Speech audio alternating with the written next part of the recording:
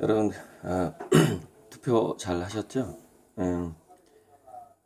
예전에 제가 맨 처음 든 생각이 그거였어요. 예전에 이지성이 다음 총선에서 민주당을 투표하면 대한민국 부자들이 다 도망간다. 이민 간다 그랬다. 자기가 아는 강남의 일조 부자가 이민 간다 그랬다. 그래서 제가 이제 그 말투 자체가 너무, 그 말 내용도 그렇고 그 사고방식이 너무 기분이 나빠서 이제 그냥 너부터 이민 가는 게 어떠냐라는 영상을 올린 적이 있는데, 어쨌건 그 생각이 가장 먼저 났어요. 어제 저녁에 이제 그 총선 결과를 보면서 이제 그런 부분은 이제 제가 그 영상에서 그랬잖아요. 그 이런 게 있어요. 그러니까 어, 개개인의 그 가능성을 좀 적게 보느냐, 높게 보느냐. 그러니까 그 학교 선생님이라 할지라도 학생들의 개개인의 그 잠재되어 있는 가능성을 최대치까지 보는 사람이 있고, 에이 쟤는 안 될 거야. 뭐 집안 환경도 그렇고 이렇게 나쁘게, 그러니까 나쁘게는 아니지만 낮게 보는 사람이 있고 그렇거든요. 그러니까는 그 보수라던가 보수 쪽 성향들이 뭐냐면요, 개개인의 역량의 가능성을 조금 이렇게 잣대를 갖다 댄다고나 할까요? 막 이상은 못할 거야 뭐 이런 식으로 그런 경향이 있다라는 걸 제가 이제 통계를 낸 건 아니고 제 삶에서 경험적으로 이렇게 좀 더 진보적인 선생님들은 그 학생의 가능성을 더 높게 본다. 그래서 계속해서 이렇게 포기하지 않고 하다 보면은 전혀 예상하지 못한 그런 결과들이, 그 아이가 이제 이렇게 성장이나 성공을 하는 그런 결과들이 많이 나오죠. 영화 같은 거 보면 참 많이 나오죠. 그런 영화에 보면은 전혀 안 될 것 같은 그 사람이 챔피언이 되고 뭐 대표 선수가 되고, 이런 스포츠 쪽에서도 그런 영화가 있고 뭐 공부 쪽에서도 있고 그렇죠. 무슨 얘기를 하고자 하냐면은, 어쨌건 저는 되게 한결 이제 마음이 좀 편하고요. 그 개헌도 가능하다. 이 정도 선이면. 근데 개헌이라는 것이 어떤 방향으로 이루어질 것인가 하는 그 방향성은 어느 정도, 그 예를 들어서 뭐 공수처를 만든다거나 하는 거를 보면은 방향성은 정해져 있는 것 같은데, 그 유토피아라는 게, 그 여러분 예전에 그 스웨덴보르그의 그 유체이터를 해가지고 이제 그 천국을 구경하고 오거든요. 그럼 그 천국은 어떤 식으로 구성이 돼 있냐면, 그러니까 뭐 그 우리가 그 주기도문에 나오죠. 뜻이 하늘에서 이루어진 것까지 땅에서도 이루어지리라. 즉 천국이라는 그 유토피아를 이 지구상으로 가지고 내려온다면, 그래서 천국을 경험했다고 하는, 믿거나 말거나 하지만 그 사람의 천국 관찰기를 보면, 거기는 뭐냐면 이제 서로 우리 천국의 비유에 그게 있죠. 긴 젓가락. 지옥은 긴 젓가락이 있어서 그 젓가락으로 자기 밥을 먹으려고 하다가 굶어 죽어가고 있고, 천국은 서로 젓가락이 기니까 상대 입에 이렇게 음식을 서로서로 먹여주면서 잘 살더라. 그게 이제 천국과 지옥의 비유죠. 굉장히 유명한. 긴 젓가락, 그러니까 한 1.5m 되는, 팔이 긴 사람은 먹을 수도 있겠다. 그죠?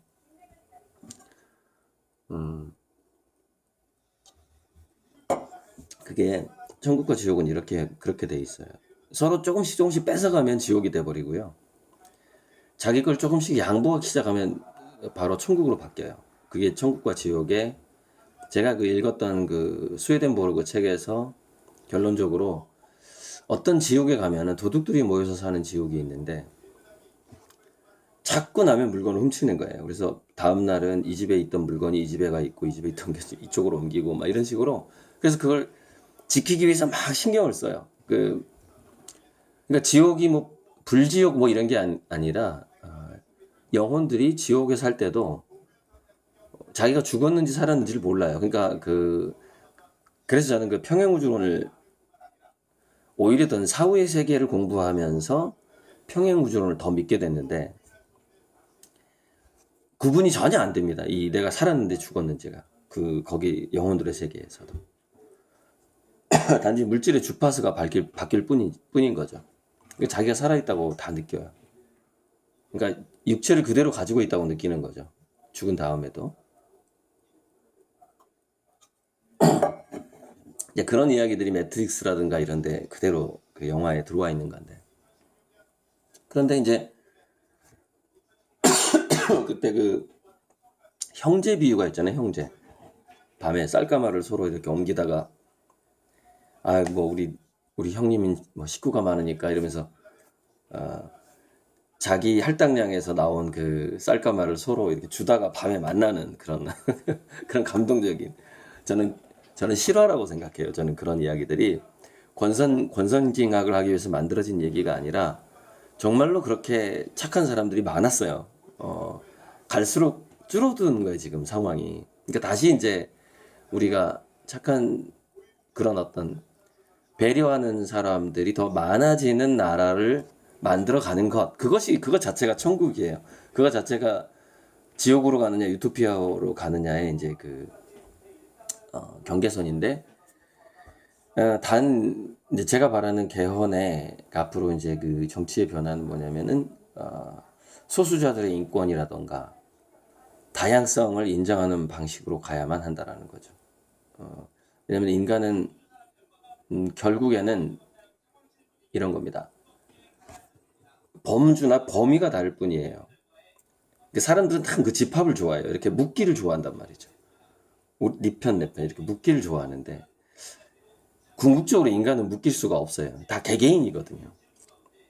그런데 그 다양성을 범주를, 이렇게 범위를 나누다 보니까, 요렇게는 뭐 이런 사람들, 요렇게는 이런 사람들, 뭐 이렇게는 아마 우리를 찍을 거야. 뭐 이런 식으로 나뉘기 시작하는데, 그렇게 바라본다라는 것 자체가 굉장히 보수적인 거예요. 그 시각이. 그래서 그렇게 바라보는, 아마 저는 저쪽 미래통합당 쪽에서는 이제 미래도 안 되고 통합도 안 될 건데, 미래통합당 쪽에서는 저는 이렇게 봅니다. 호남을 바라볼 때 그렇게 묶여 있다라고 볼 거예요, 아마. 그런데 물론 그런 사람도 있긴 한데, 제가 바라보는 호남의 정서는 묶여 있지가 않고 상당히 개별적인 경향을 가진 사람이 많습니다. 그러니까 그 내부에 뭐냐면은, 예를 들어서 저쪽 성향인데 그 어떤 지방 세길수가 있는데, 아무튼 안티가 엄청 많아요. 그러니까 내부에서 뭔가를 하려고 해도 이의를 제기하는 사람이 많다는 거죠. 그게 기본적인 성향입니다. 이쪽이 계속해서 이의를 제기. 그러니까 내부 분열도 심하죠. 저쪽은 하자 그러면 이렇게 잘 뭉치고, 그러니까 뭐 전쟁 상황에서는 굉장히 좋겠죠. 나를 따르라면 다 따르면 되니까. 그러나 뭐 이의 제기하는 사람이 많고 의문을 제기하는 사람이 많고, 그리고 자기 권리를 주장하는 사람이 많고, 그러면은 되게 뭐랄까, 이끌기는 되게 어려운데 민주화는 더 빠르죠. 그러니까 더 개개인의 소수의 권리를 챙겨주는 것에는 더 유리하다라는 것이죠. 정리를 하자면은 지옥은 야 이제 각자 도생이야 라는 의식에 빠지게 되면 지옥이 돼버리는 거예요. 물론 그 경제적인 상황하고 좀 연관이 될 텐데, 그만큼 이제 지금 같은 시대는 국가의 역할이 사실 더 커져 버렸죠. 빈민 구호를 해야 되는 상황이니까. 지옥은 각자 도생으로 가야만 해, 이렇게 생각하는 거고, 천국은 개인들을 존중해 줘야 돼, 인권을 존중해 줘야 돼, 이렇게 가면 이제 그게 천국의 방향으로 가는 거죠.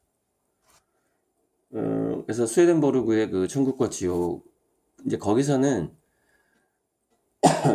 그 책을 읽다 보면은, 제가 스웨덴보르그라는 이름으로 스웨덴보리라는 이름으로 나온 책을 10권 이상은 본 것 같아요. 마치 그 신과 나눈 이야기, 그 책 종류를 뭐 거의 한 10종 이상 봤듯이, 이제 예전에 뭐 예를 들어서 노스트라다무스에 빠진다 그러면은 노스트라다무스라는 이름으로 나오는 모든 책을 막 구하는 거예요. 중고서적까지 막 뒤지면서. 그래서 다 보고, 그래서 굉장한 예언들도 제가 최초로 발굴해서 인터넷에 올리기도 하고 그랬는데 그런 식으로 이제 스웨덴보리라는 이름, 스웨덴보르그 그 여러 이름으로 불려요. 라고 나오는 그 천국과 지옥 책을 이제 다 사다 봤어요. 조금씩 달라요. 이렇게 역자하고 편집자가 좀 다르기 때문에 서로 이제 안 겹치는 부분들이 있는데 어쨌건 핵심은 이거예요. 천국과 지옥에서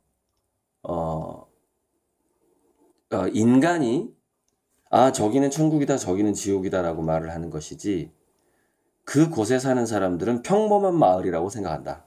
이게 정말 재밌는 점이에요. 각 영혼들이 각 마을마다 공동체가 있는데 그 공동체마다 자기는 그냥 평범한 마을이라고 생각을 해요. 그런데 거기는 막 이제 어떤 도시는 막 도둑질 확률이 높고 그래요. 어떤 도시는 서로 막 배려하는 사람들이 많고 막 그런 거죠. 마을이나 도시예요, 그냥. 근데 재밌는 게 비슷한 사람끼리 유유상종이 일어난다라는 점이 있더라고요. 그래서 이제 사실 누군가를 비난하고 비판하는 게 손바닥도 마주쳐야 소리가 난다라는 얘기를 하는 거예요. 속담으로. 그러니까 그것 자체도 상당히 좀 위험한 거예요. 그러니까 제가 더 이상 이제 이지성 얘기를 안 하려고 하는데 자꾸 비판하다 보면 자기도 그 정도의 주파수 범위에 머물게 되는 그렇게 가버린단 말이죠. 잊어버리고 자기 일을 해야 돼요. 딱 멘트하고 그러니까 무슨 얘기냐면 그 아가씨를 등에 업고 시냇가를 건너줬던 그 스님 두 스님 이야기가 있잖아요. 그래서 그 선배 스님이 이제 아가씨를 등에 업어서 강물을 건네주잖아요. 그러니까 이제 당연히 엉덩이를 만질 수밖에 없잖아요. 이렇게 받쳐야 되니까. 그러니까 그걸 이제 젊은 그 스님이 건너고 나서 한참 있다가 막 고민하는 거야. 그걸 고민하다가 아니 계율에 의하면 아녀자를 멀리 해야 되는데 그게 가능한 행위였냐 뭐 이런 식으로 나중에 따지잖아요. 너는 아직도 아가씨를 등에 업고 다니냐 이렇게 이제 그런 마치 그런 것처럼 그걸 딱 그 상황만 그 생각을 하고 그걸 잊어버려야 되거든요. 다시 자기로 돌아와야 된다는 거죠. 제가 이제 다시 저로서 그림을 열심히 그리는 작가로서만 이제 돌아가려고 하는 거예요. 이제 물론 예전에도 돌아가 있었지만 조금 신경 쓰였다는 거예요. 좀 이번 선거가 신경은 쓰였었다. 이번 선거에서 이제 국회의원이 되신 분 중에 예전에 이해식 씨라고 강동구청장을 했던 그분이 국회의원이 됐던데 그 강동구에서 제가 강의를 굉장히 많이 했어요. 제가 힘들었을 때 저를 강의를 7번 이상 한 사람이 7번 이상 불러준 사람이 딱 2사람 있어요. 그러니까 제주도도 그 한 분이 2번을 불러주고 2-3번 불러준 분은 많은데 7번 이상 저를 불러서 의도적으로 저를 강의료를 챙겨주려고 했던 사람이 딱 2명이 있는데 잊을 수가 없죠. 그래서 그림 더 많이 주겠다고 이번에 그러니까 그 강동구에 그 주무관으로 있었던 그때 자기주도 학습관을 맡았던 장모 주무관이 있었어요. 그 주무관이 저를 정말 8번인가를 불러가지고 강의 시리즈를 만들어가지고 그래서 그분한테 제가 받았던 강의료가 거의 500만 원 정도 됐던 것 같은 300이었나 500이었나 아무튼 그 금액은 작더라도 하도 여러 번 불러주니까 그리고 또 이제 저를 거의 한 강의료만 해도 거의 500을 줬던 그 여러 번 불러줬던 그 밑에 있었던 군인들은 너무 죄송합니다. 제가 이 강의에 소스가 딸릴 정도로 자주 갔는데 그때 이제 지금은 이제 한평 국군병원장을 하고 계실 건데 정모 장교분이신데 그분이 이제 부산에 국군병원에 계실 때 저를 7번인가 8번인가 그래서 굉장히 그때 생활에 보탬이 많이 됐어요.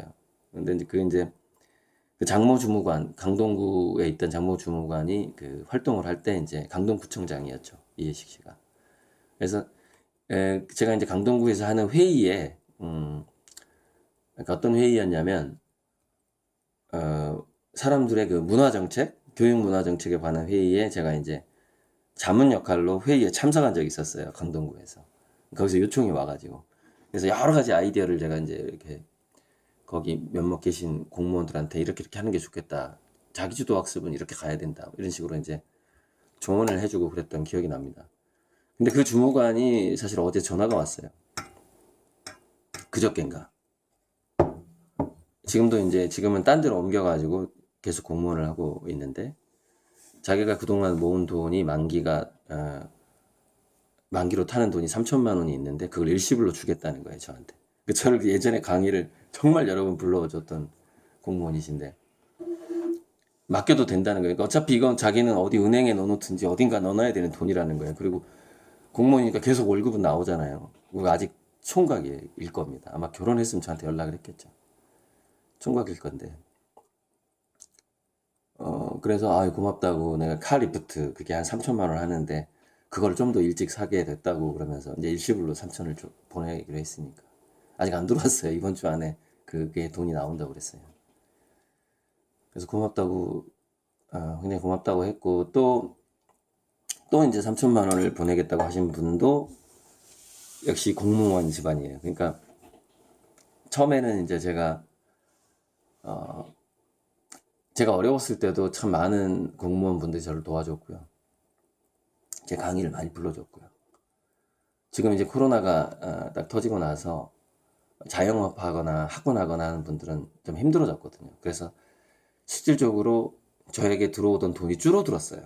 그러니까 줄어든 게 한 이 정도 돼요. 근데 줄어든 게 이 정도 되는데 저에게 주는 사람이 이만큼인 거예요. 그래서 줄어드는 게 전혀 표시가 안 나는 상황이에요, 현재. 그래서 더 돈을 보내주시는 분들이 현직 공무원 분들이 많아요. 다시 한번 그렇게 저를 믿어주고, 근데 저를 그만큼 오래 본 분들이죠. 저를 강의를 불렀던 사람들이고, 제 강의를 유튜브에서 들었던 사람들이고. 아무튼 감사하고요. 제가 좀 더 이제 이 영상의 목적은 좀 더 이제 일단은 민주당이 잘할 거라고 믿어보고, 그럼 제가 왜 그러면 이 정치에 대한 관심을 그럼 끊지 못하느냐? 제가 그리는 목적 자체가 유토피아잖아요. 유토피아를 만들기 위한 자금이잖아, 이게. 근데 그걸 좀 더 민간 차원에서 뭐 스파르타쿠스라든지 창조화력발전소라든지 교육이라든가 우리 생활, 복지, 문화 쪽에 그리고 또는 긴급구호 이런 쪽에 제가 그림판 돈의 120% 전체를 다 쏟아붓겠다라고 지금 마음을 먹고 일을 하고 있단 말이죠. 그러다 보니까 정치인들이라든가 이런 사람들이 잘하느냐 못하느냐가 계속 신경이 쓰이는 거예요. 이제 왜냐하면 그게 좀 협력을 해줘야 되는 상황이 있거든요. 그러니까 민간 사업을 알아보는, 이거 한 얘기 우리 그 특허가 많다는 당숙 중에 특허가 많다는 당숙 중에 네네네. 자꾸 카톡이 와서 비행기 모드로 바꿨어요, 중간에. 특허가 많다는 그 당숙이 어떤 특허를 했냐면, 그때 제가 한번 방송에서 한번 얘기한 적이 있는데, 나무 뿌리에게 산소를 공급해 줌으로써 나무 뿌리가 보도블록이나 차도로 이렇게 튀어나오는 거야. 걔네들이 이제 뿌리 호흡을 20-30% 하기 때문에 걔네들이 답답해서 비가 오고 그럴 때마다 답답해서 뿌리를 땅 위로 뻗는 거거든요. 숨쉬기 위해서 그러는 거예요. 그래서 그 나무를 배려하는 건 뭐냐면은 그 뿌리들이, 그러니까 그 특허의 명칭이 뭐냐면 뿌리 무슨 공급 장치예요. 그러니까 뿌리에 산소를 보내주는 장치예요. 그러니까 뿌리 쪽으로 가는 데다 관을 심고 그 사이를 일부를 자갈로 채우는 거예요. 그래서 공기가 마치 어항에 이 공기를 넣어주듯이 나무 뿌리에게 공기가 들어갈 수 있도록 해주는 거예요. 물론 뭐 40년, 50년은 안 되겠지만 20년, 30년 정도는 충분히 그 장치로 나무들이 뿌리 호흡을, 겨울이 문제란 말이죠. 겨울에 뿌리 호흡을 잘 못할 경우에는 얘네들이 내년 봄에는 뿌리를 위로 뻗어야 되겠구나, 이렇게 생각을 하게 되는 거예요, 나무들이. 그래서 이제 그 장치를 여기저기 이제 전국에 공사를 하고 있고, 결국에는 이제 그 산림청인가 거기서 새로운 식재를 할 때는 나무 뿌리에 산소를 공급해주는, 공기를 공급해주는 장치를 반드시 장착하도록 조례가 바뀌어버렸더라고요. 그래서 이제 지금 막 대박이 나고 있는 거죠. 그 당숙도 대박이 나고 있는데, 왜냐면 그게 의무화돼 버렸으니까. 그런데 이제 그 당숙 얘기가 뭐냐면, 공무원들 찾아가서 이걸 해야 된다. 안 통한다는 거죠. 무슨 얘기냐면 나무 뿌리가 보도블록을 치고 올라와야 그걸 수리하잖아요. 수리하느라고 새롭게 보도블록을 깔거나 도로 공사를 하게 되잖아요. 이제 그거 자체가 왜 그 예산에 잡히게 되고 그 예산이 잡혀 그 눈먼 돈이 되는 거죠. 그러니까 보도블록을 오래 쓸 수 있는데 30년 쓸 수 있는데 5년마다 교체를 하는 이유가 뭐냐면 그 나무가 원인인 경우도 많아요. 근데 그걸 나무를 바꿔야 된다라고 얘기하면 안 먹히죠. 왜? 보도블록 공사를 하는 게 더 중요하니까. 그런데 지금 몇 달 전에 첫 사례가 나왔는데 그 당숙이 이제 깜짝 놀랐어요. 그 공무원이 누구냐면 전주에 있는 어떤 공무원이에요. 공원 관리하고 하는 공무원인데 이 공무원이 이제 그 조례가 바뀌었기 때문이기도 하겠죠. 이렇게 자기가 검색을 해서 어떻게 나무를 심을까, 어떻게 공원 나무를 관리할까 막 연구를 한 거야. 공무원이 연구를 해가지고 막 검색을 해서 아, 이런 특허권자가 있구나. 역으로 공무원한테 공원 관리를 해달라고 전화가 온 거예요, 당숙한테. 자기가 첫살이에요. 자기가 10년 동안 사업을 했는데 공무원이 자기를 발견해가지고 전화가 온 게 처음이라는 거예요. 다니면서 이 장치를 해야 됩니다. 그러면은 그냥 돈벌이를 하려고 하는 사업자로 본다거나 아니면은 또 자기가 보도블록을 교체하면서 돈벌이를 해야 되기 때문에 그 장치를 한번 분리하거든요. 나무 뿌리가 자꾸 위로 튀어나와야 자기가 다시 공사를 할 수 있으니까. 그래야지 뭔가 뒷돈이라도 생기고 사업자하고 뭔가 커미션이라고 하는 디베이트라고 하나요? 이런 게 생길 거 아닙니까? 또는 뭐 일정하게 쓰던 예산이 유지가 된다거나 여러 가지 이제 이점이 있단 말이죠. 그러니까 아예 안 받아들였었는데 뭐 어떤 목적인지 모르겠지만. 근데 첫 사례가 나온 게 이제 그 전주였어요. 그게 전주. 그러니까 제가 무슨 얘기를 하려고 하냐면 시민들의 혈세를 낭비하지 않겠다. 공무원이라면. 혈세를 장기적으로 낭비하지 않는 방법이 무엇인가? 이걸 연구해야 돼요. 공무원이라면. 그리고 자기가 공부를 해야 되고 찾아내셔야 되고 혹시 매년 특허가 올라가잖아요. 올해 내가 근무하는 곳에 근무하는 영역에 새로운 특허 기술을 누가 냈는가? 그걸 공부 안 하고 괜히 썼다가는요. 또 특허 소송당해요. 그러니까 키프리스 그러니까 맞죠? 거기에서 다 공개돼 있잖아요. 특허가 오픈돼 있잖아요. 그럼 공무원은 특히 이공계 쪽은 기술직 쪽은 계속 특허 공부를 해야 되는 거예요. 뭐가 새로 나왔는지. 새로 나왔으면 그 사람하고 접촉해서 어떻게 할인해서 싸게 이거를 도입해서 장기적으로 국민들의 세금을 절약시켜 줄까 이런 공부가 필요하다는 것이죠. 그리고 이제 그 나무 뿌리 그 공기 공급 장치 같은 경우에는 그 나무의 식물권이에요. 그 나무 하나하나가 더 편하게 숨을 쉴 수 있도록 환경을 만들어주는 거거든요. 자연계에서는 여러분 등산로에 가다 보면 왜 나무 뿌리가 위로 나와 있습니까? 숨 쉬려고 나와 있는 거거든요. 근데 등산로라든가 야생에서는 괜찮잖아요. 지형에 따라서 그래서 물이 잘 배수가 안 되는 지형이다 그러면 나무 뿌리가 나올 수밖에 없겠죠. 비 오는 날 지렁이가 나오듯이. 그럼 이 도시 환경이라는 것이 도시에 따라서 보도블록을 계속 들어 올리는 지역이 있단 말이죠. 그러면 그 지질이 다른 거죠. 그런 곳은 뭐냐면은 가로수가 우리에게 주는 이익이 있듯이 우리 인간도 가로수가 숨을 쉴 수 있게 편하게 해줘야 될 거 아닙니까? 그게 식물권이죠. 그리고 동물권, 식물권. 저도 이제 강아지를 키우지만 이제 앞으로는 더 잘해줘야 되겠지만 예전엔 너무 돈이 없어서 제대로 못 해줬거든요. 동물권, 식물권. 근데 저는 이제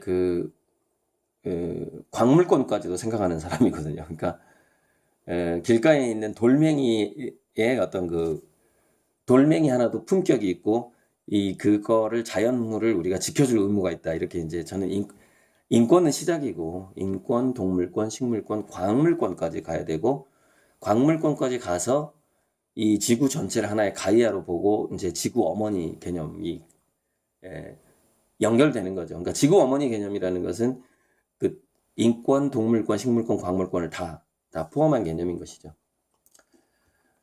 그런 방식으로 이제 저는 정치권이 그렇게 좀 더 포괄적인 영적인 수준까지 갈 수는 없겠지만 정치인들도 그런 정말 자기가 적극적으로 찾아 나서고 공부하고 이제 뭐 그래야 된다는 의미.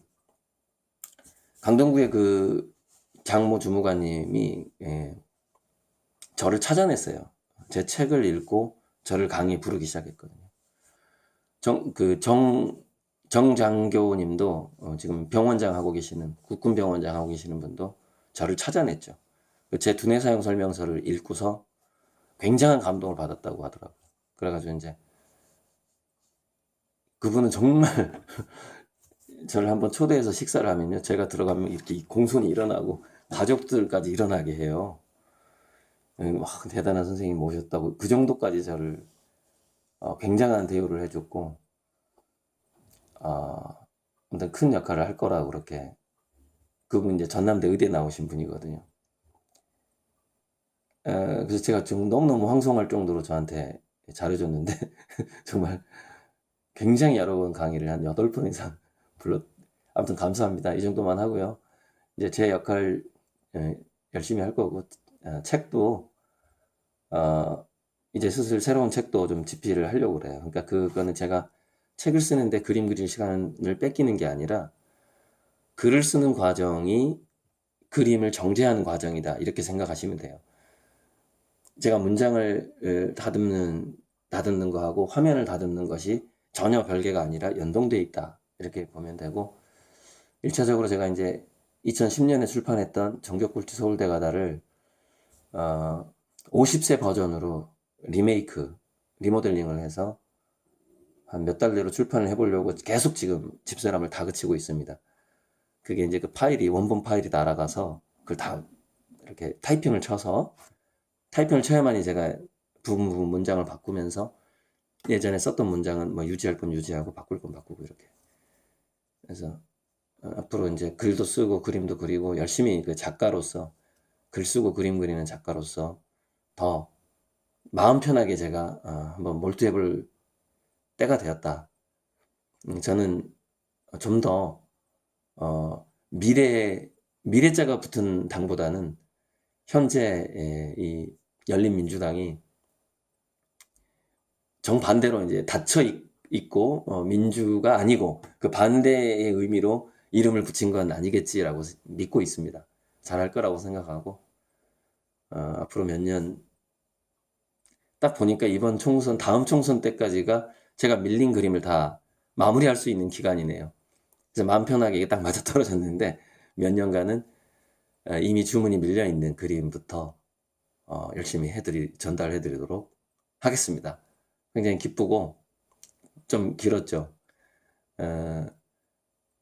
이 유토피아라는 뜻은 원래 그 이름 속에 이루어질 수 없는 현실이라는 뜻이 담겨 있다고 합니다. 그러나 우리가 시대가 변하면 단어의 뜻도 변하죠. 유토피아라는 그 단어의 뜻이 누구나 시도해 볼 만하고 현실 가능하다는 그런 어떤 단어의 뜻이 변할 수 있도록 열심히 노력을 해보겠습니다. 감사합니다.